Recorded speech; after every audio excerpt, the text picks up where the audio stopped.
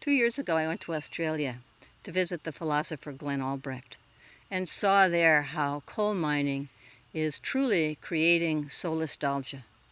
That's the term that Glenn coined to mean the pain that you feel when the land that you love and where you live is under assault. I met a ranch woman in her 80s, a tough, fierce, wiry woman who'd been evicted from her land not just once but twice and is now facing a third eviction. We met a group of people in the town of Bulga who actually sued a multinational coal company, claiming that it caused them solastalgia. They won their case, but then the coal company appealed, and now they watch as the dust and the noise and the pollution just comes closer and closer. So Glenn and I began to talk about having a day that would unfold all around the world in communities like these, where mineral extraction is causing severe stress, psychological, emotional, spiritual, in people's lives.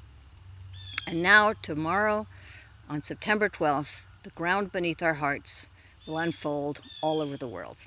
In South Africa, school children are going to visit the mines where their grandparents worked in extremely harsh conditions.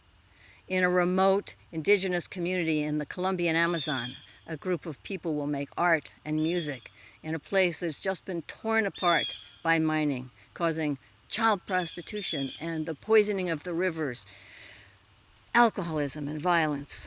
We even have a very small event taking place in Azerbaijan in a children's cemetery. Azerbaijan, Sumgayit, Azerbaijan, one of the 10 most polluted places in the world. And in the United States, we have several events happening, including a big one in West Virginia, where people who have watched the landscape literally torn apart by mountaintop mining are creating a work of public art made out of items that represent their love of their place. Unfortunately, one community that will not be participating is Hunter Valley, Australia, because right now the people are just under so much stress and anxiety about their future. But we have been so touched and gratified by the response of these communities to the invitation to make art and beauty for the ground beneath our hearts. People are fighting so hard to change things. They undergo a lot of anxiety.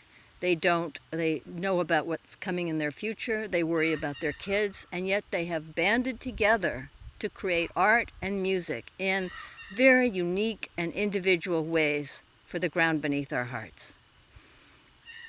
And it's very inspiring to all of us what they have put into this. It's such a strong message. Hopefully we hope that this message will reach the coal companies, governments, people with influence.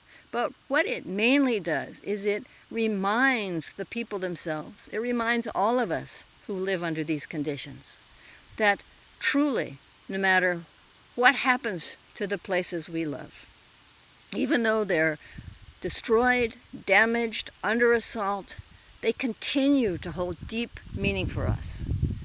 We will always love the ground beneath our hearts. And tomorrow, the ground beneath our hearts all around the world reminds us of that.